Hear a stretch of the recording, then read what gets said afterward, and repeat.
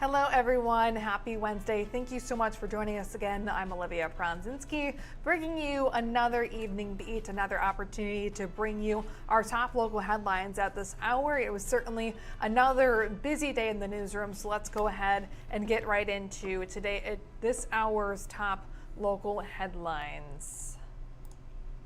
All right, up first, the Trump administration has begun work on one of its major campaign promises, gutting the Department of Education.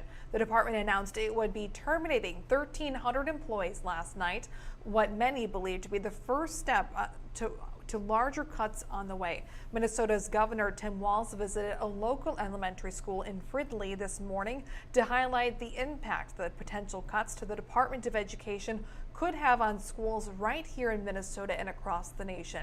He says that despite the Trump administration's promises, any sort of cuts could prove dire to educators.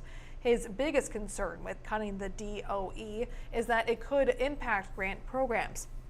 Much of the funding that goes to things like special education and education in low-income communities is tied up in DOE grants. Part of Trump's proposed plan is to move those grants to other agencies and remove restrictions from them, allowing states to decide what to do with the money.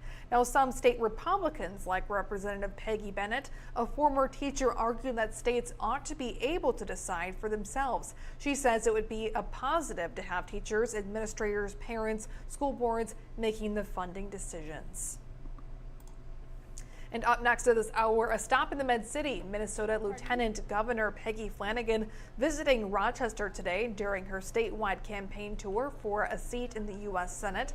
Flanagan announced her candidacy for the 2026 election following Senator Tina Smith's retirement announcement last month.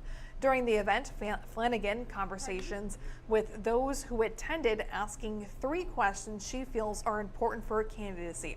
The first question, what are people of Rochester's worries? Next, what are they fighting for? And last question, what gives people of Rochester hope?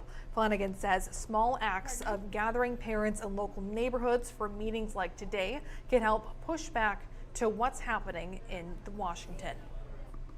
It's literally all of us versus extremist billionaires who don't care about whether or not we make it. So if you're a Republican or if you're a Democrat, if you're independent, like, we're all going to be impacted by these ridiculous decisions or just pure chaos that's happening right now.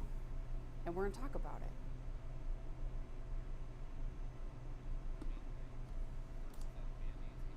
And also today, House GOP members announced a bill that would change how local law enforcement interact with immigration police. According to Republican Representative Max Reimer from north of the Twin Cities, there are 2 parts to the bill. First, that any undocumented immigrant arrested on suspicion of a violent crime is to be reported to ICE or federal immigration officials.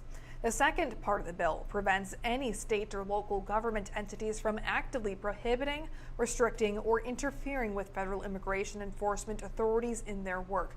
Reimer says this is a narrowly focused bill aiming to help the federal government's work on illegal immigration.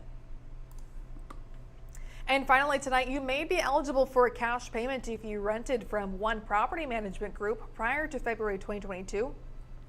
Monarch Investment and Management Group owns several well-known rental properties around Rochester. This includes the Gates of Rochester, Olympic Village, Crystal Bay, French Creek, and Winchester.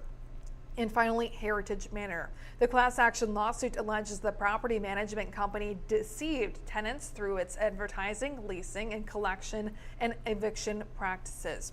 An Olmsted County judge ruling Monarch Investments violated Minnesota's Prevention of Consumer Fraud Act, Uniform Deceptive Trade Practice Act, and more.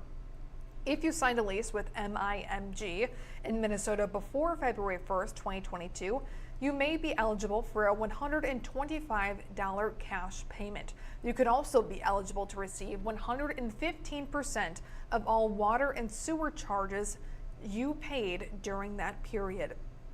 The company was found to be measuring utility usage through a single meter on some buildings and illegally ratio billing tenants.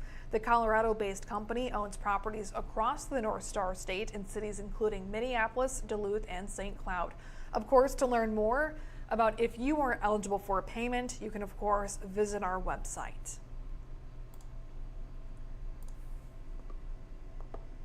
And that is your top local headlines for this hour. Of course, you can always catch the latest on our app or on our website. Of course, you can always join us at 9 and 10. Thank you so much for everybody for joining me for another Evening Beat. I will see you back here tomorrow at